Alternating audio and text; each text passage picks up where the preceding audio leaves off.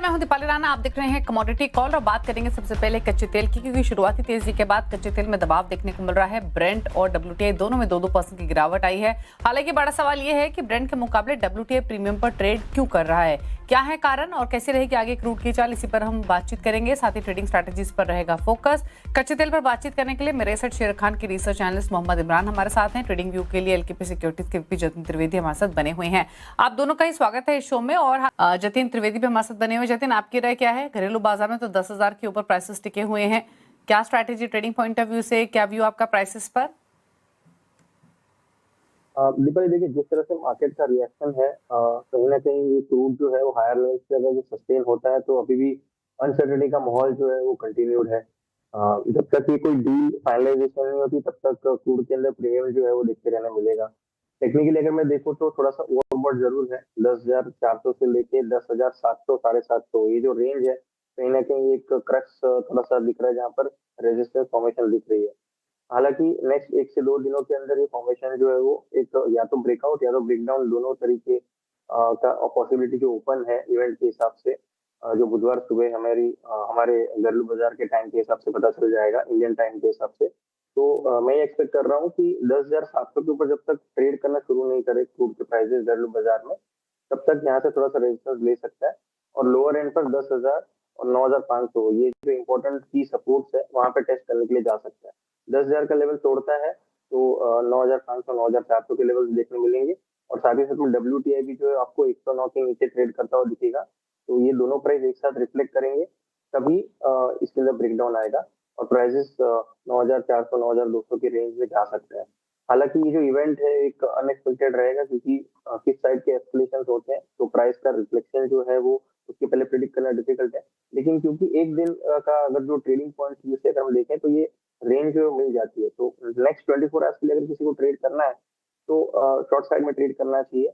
Higher side पे resistance जो है उसको स्ट्रांगली फॉलो करना चाहिए स्टॉप लॉस के हिसाब से। अगर कोई रिस्की ट्रेडर लेता है ट्रेडिंग पोजीशन तो बाइंग साइड का फिलहाल ट्रेड अवॉइडेबल है मेरे लिए। लोअर एंड पर जब 9,400 500 के आसपास मिलता है तब मैं एक बार के लिए वहां पर बाइंग का एडवाइस करने के लिए सोच सकता हूँ। लेकिन अभी फिलहाल ये रेट के आसपास बाइंग जो है थोड़ा सा अवॉइड करने का सोच रहा हूँ मैं, क्योंकि यहाँ पर टेक्निकली थोड़ा सा रेजिस्टेंस लेते हुए देखने मिल रहा है चार्ट पे। ओके, और एक क्विकली कमेंट जतिन आपका नेचुरल गैस पर, यहाँ क्या राय रहेगी? काउंटर काफी वॉलेटाइल है दीपाली, और हायर साइड पे सस्टेन नहीं कर पा रही है प्राइसेस जो है वो इस कमोडिटी के अंदर। 275 के नीचे जब तक ट्रेड कर रहा है तब तक वीकनेस इसके अंदर बना हुआ है। हालांकि 260 के पास एक सपोर्ट भी है, लेकिन सपोर्ट जो है बार बार टूट रहे हैं नेचुरल गैस प्राइसेस के अंदर। तो जब तक रेजिस्टेंस ब्रेक करके ऊपरी तरफ में सेटल नहीं होता तब तक ये काउंटर मेरे लिए नेगेटिव है। 275 के ऊपर जब ट्रेड करना शुरू करे उसके बाद पॉजिटिविटी के आसार इसके अंदर दिखने मिल सकते हैं।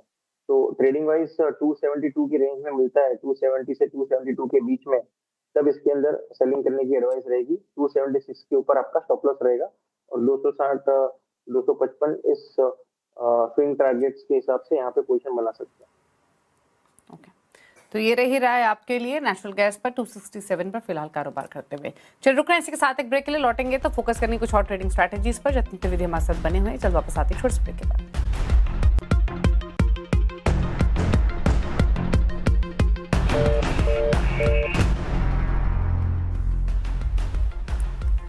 आप दे रहे हैं कमोडिटी कॉल, जतिन त्रिवेदी हमारे साथ बने हुए हैं। बात करते हैं ट्रेडिंग स्ट्रैटेजीज के। पहले समय का प्राइस एक्शन आपकी स्क्रीन पर लेकर आते हैं और शुरुआत करते हैं सोने चांदी के साथ। और आज का अगर आप कारोबार देखेंगे सोने और चांदी का, तो नरमी के साथ ही ट्रेड होते हुए दिखाई दिया है और इस समय बहुत ज़्यादा एक्शन नहीं है तेजी मंदी का, लेकिन पॉजिटिव बात के साथ ट्रेडिंग यहाँ पर होते हुए दिखाई दे रही है। 1% ऊपर सोना कारोबार कर रहा है आज के सेशन में।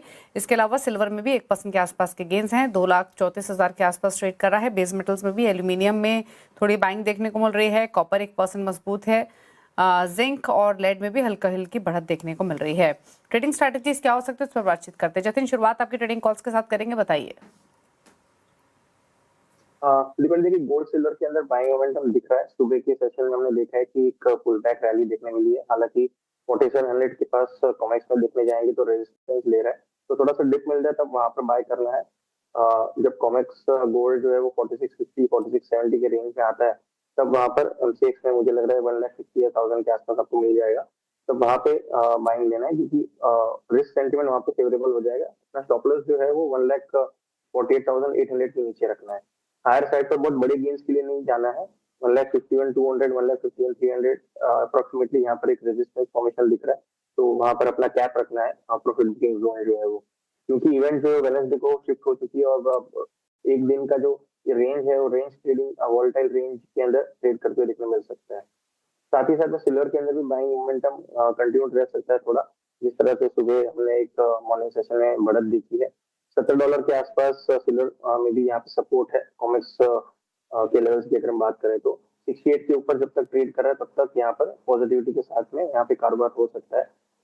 घरेलू बाजार में बाइंग एंट्री जो है कहीं ना कहीं 2,30,000 से 2,32,000 के आसपास रखनी है। स्टॉप लॉस जो है वो 2,27,000 के नीचे का रखना होगा और हायर साइड पे 2,35,000 से 2,36,000 ये जो आपकी रेंज रहनी चाहिए टारगेट के हिसाब से, क्योंकि यहाँ पे थोड़ा सा रेजिस्टेंस जो है लेते हुए देखने मिल रहा है गोल्ड और सिल्वर। उसी के साथ में कॉपर के अंदर भी ट्रेड बन रहा है 1168 इसके ये करंट मार्केट प्राइस के आसपास ही बाइंग की सलाह रहेगी। 1160 के नीचे आपका स्टॉप लॉस रहेगा और 1180 से 1185 ये आपके टारगेट्स रहने चाहिए। जी दीपाली। ओके, तो ये आपको ट्रेडिंग स्ट्रैटेजीज बताई गई हैं। अच्छा, बेस मेटल्स का तो आपने जिक्र किया है, लेकिन एल्यूमिनियम पर या फिर जिंक पर और आपके कमेंट्स क्या रहेंगे? एल्यूमिनियम का स्ट्रक्चर दीपाली काफी पॉजिटिव है। जिस तरह से क्रूड ने एक हाईली एलिवेटेड रिस्क सेंटिमेंट के हिसाब से रैली दी है, एल्यूमिनियम भी कहीं ना कहीं प्रीमियम लेते हुए चल रहा है, क्योंकि जिस तरह से सप्लाई डिस्ट्रप्शंस की एक्सपेक्टेशन है और तनाव जब तक बना हुआ है वहां से एल्यूमिनियम के साइड्स पे यहाँ पर थोड़ा सा डिस्ट्रप्शन रह सकता है, क्योंकि स्टील के अंदर भी थोड़ा सा प्रीमियम इसी के चलते हुए देखने मिल रहा है। तो यहाँ पर प्राइस एक्शन जो है पॉजिटिव है। सपोर्ट जो है वो 350 के ऊपर बना हुआ है। 350 के ऊपर जब तक ट्रेड कर रहा है एल्यूमिनियम तब तक प्राइस आउटलुक पॉजिटिव लेकर चलना चाहिए। 365 से 370 के आउटलुक बन रहे हैं हायर साइड पे। कोई भी डीएस्केलेशन की न्यूज रहेगी तो मुझे लग रहा है एल्यूमिनियम के अंदर क्रूड के साथ में प्रॉफिट बुकिंग देखने मिल सकता है। थोड़ा सा प्रीमियम जो है वो इरोड होगा एल्यूमिनियम के अंदर, लेकिन अन्य बेस मेटल के अंदर प्रीमियम जो है वो इरोड नहीं होगा। तो एल्यूमिनियम थोड़ा सा रिस्की रहेगा, लेकिन सपोर्ट जो है वो काफी स्ट्रॉन्ग है 350 का। अनसर्टेनिटी का माहौल है तो लेवल वाइज इसके अंदर ट्रेड करना चाहिए। ओके, बात करते हैं एग्री कमोडिटी बाजार की। और आज के सेशन में देखें तो स्पाइसेस के पैक में टर्मरिक और साथ ही कोरिएंडर में अच्छी स्ट्रेंथ देखने को मिल रही है। कोरिएंडर तो ऑलमोस्ट 3.5% के गेंस के साथ कर रहा है ट्रेड। हालांकि अगर आप कमेंट्स को देखेंगे तो ये भी 0.5% ऊपर है। तो पूरे ही स्पाइसेस के पैक में एक्शन है खरीदारी का। क्या रहेगी इस पूरी ही पॉकेट पर? दीपाली, जिस तरह से प्राइसेस में एक अच्छी खासी बढ़त देखने मिलती है, मुझे लग रहा है एक्सपोर्ट ओरिएंटेड थोड़ा सा यहाँ पे इजाफा बन सकता है, क्योंकि रुपया जो है उसको कंट्रोल में लाना है तो कहीं ना कहीं इंपोर्ट बिल के सामने एक्सपोर्ट जो है वो ये नंबर्स बढ़ाने पड़ेंगे। और यहाँ पर जो घरेलू बाजार में जो अपॉर्चुनिटीज है वो एग्री में स्पेस में है। तो टर्मरिक के अंदर जो सपोर्ट है हल्दी के अंदर वो 15,700 से 15,500 के बीच का रेंज है, ये सपोर्ट है। जब तक 15,500 के ऊपर ट्रेड कर रहा है तब तक हल्दी मुझे लग रहा है हायर साइड पे 16,300 16,400 इस रेंज में जा सकती है। तो जब तक 15,500 के ऊपर ट्रेड कर रही है तब तक यहाँ पर बाइंग साइड की अपॉर्चुनिटीज के हिसाब से देखना चाहिए। दूसरा जीरा जो है वो यहाँ पे मुझे लग रहा है कि एक अच्छी खासी रैली दे सकता है। जब तक ये काउंटर 22,000 के ऊपर ट्रेड कर रहा है तब तक जीरे के अंदर थोड़ा सा पॉजिटिविटी का आउटलुक लेकर चलना चाहिए। 23,000 का रेजिस्टेंस है वो मुझे लग रहा है आने वाले दिनों में क्रॉस कर लेगा और 23,300-400 तक ये जा सकता है। ओके, और साथ ही एग्री कमोडिटी पैक में ही कॉटन सीड ऑयल के पर आपकी राय क्या रहेगी? थोड़ा सा रेंज बाउंड है, वीकनेस और प्रॉफिट बुकिंग जो है वो देखने मिला है कॉटन सीड ऑयल के अंदर। जब तक 3700 के नीचे ट्रेड कर रहा है दीपाली तब तक इसके अंदर बाइंग साइड का ट्रेड अवॉइड करना चाहिए। 3,200 के पास सपोर्ट है, जब 3,200 के आसपास आएगा तब उसके अंदर रिव्यू ले सकते हैं कि बाइंग करें, लेकिन अभी फिलहाल जो है प्रॉफिट बुकिंग दिख रहा है जो उसको 3,400 3,330 तक भी लिखे जा सकता है। ओके, तो ये रही राय आपके लिए कॉटन सीड ऑयल केक पर। फिलहाल 2% नीचे 3500 के आसपास प्राइसेस कारोबार करते हुए दिखाई दे रहे हैं। चलिए, शुक्रिया जतिन आने के लिए शो में और सभी कमोडिटीज पर अपने व्यूज देने के लिए। Thank you so much. इसी के साथ एक ब्रेक का वक्त हो गया है। कमोडिटी कॉल में तो इतना ही। ब्रेक पर अब देखिए आवाज समाचार। नमस्कार।